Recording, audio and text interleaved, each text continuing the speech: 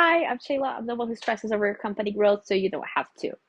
Okay, so today I have three mistakes that I see, people management strategies gone wrong, and I want to spare you that. So if your software company is expanding abroad, you have to know that there are cultural differences that will happen within your team.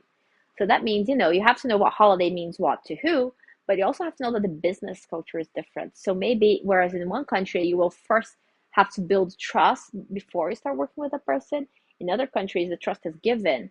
And then after working together, you decide whether or not you keep trusting that person or not. So be ready for that. Communicate and you will find middle ground. The great thing is if you have a more diverse team, you will cover more use cases, you'll have different solutions to your problems. So it's definitely worth it. But again, over communicate, it will make everybody's life so much easier. The second thing is I often see people neglect the local regulations, and that's a big no-no. Okay. Now, of course, you're not going to be able to cover and study all the legislations, all the regulations that affect the whole team, but you should have, a list of vendors or a really good partner that will either take the liability for you or advise you on how to best protect your business.